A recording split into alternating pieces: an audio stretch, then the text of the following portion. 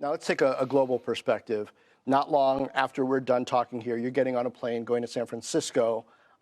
Chinese President Xi is there. He would like access to all of these innovations that Microsoft has been talking about, that NVIDIA has been talking about. President Biden says no.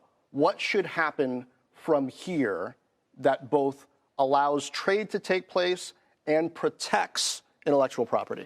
I think that's a great question. I mean, at the end of the day, nation states are the ones who define their policies. I mean, it's clear that the United States has a particular set of policy decisions that they're making on what it means to both have trade and competition and national security. And so as the states decide, and in this case, obviously, we are subject to what the USG decides, we will sort of really be compliant with it. And at the same time, we do have a global supply chain. The reality of tech as an industry today is it's globalized. And the question is, how does it sort of reconfigure as all of these new policies and trade restrictions all just play out? Whereas, at least for now, today, the majority of our business is in the United States and in Europe and in the rest of Asia.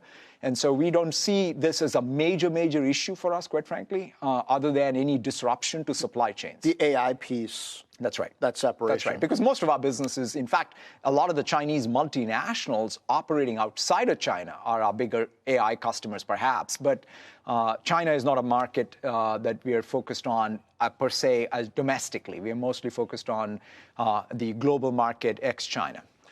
For the customers, though, who have to operate in all of these different regions, all these different fields, as a hyperscaler, you've been building out data centers in those places so that you can abide by the rules. Does this friction make it more complicated? Or in a way, does it benefit Microsoft's more diverse global footprint that you have more options to serve customers as these conflicts arise? Yeah, I mean, I think I've always sort of felt that in order to be a global provider of something as critical as compute, you just need to localize. That's why we have more data center regions than anybody else. I always felt that data sovereignty, the legitimate reasons for why any country would want it, for their public sector, critical industry was always going to be true. Also, let's not forget the speed of light issues. You need to have a global footprint in order to be able to serve everyone in the world. And so, yes, I think at this point, having invested, having gotten here, and now gotten ahead on AI, it's going to work to our competitive advantage. But I think that this is also about the maturity that one needs in order to deal with the world as is, as opposed to, it's not like we're building one consumer service that's reaching 2-3 billion people. This is about reaching every enterprise public sector workload in the world with all of the compliance and security needs. And that's a very different business than just having one hit consumer service. Now, it's been about 25 years since Microsoft lost a big case versus the government, where it looked to some like Microsoft was about to get smaller. And yet we're talking here, Microsoft just won a big legal case where you're getting bigger with the addition of Activision Blizzard. So I guess in a way, congratulations, but also there's some work in the AI context here. And now to integrate this, particularly in AI, and you talked about this a little bit on stage, what's the challenge of integrating this into Microsoft, into Azure, into your status as a hyperscaler in a way that you get the full benefit of all of that content, of the gaming developer community, and of AI?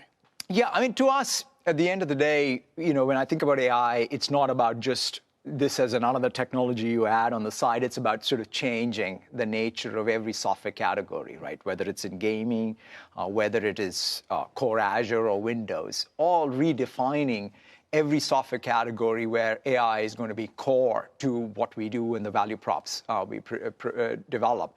The other important consideration is also to not think of safety as something that we do later, but to really shift left and really build it into the core. Like, for example, when we think about Copilot, we built all the responsible AI and guardrails right at the very beginning so that when people are deploying the Copilot, they know that they have the best safety around the Copilot built in. And so these are the things that we are going to do up and down the stack. And that's why I walked up today, from infrastructure to data to Copilots. We're thinking of AI as the main thing with safety as opposed to one more thing.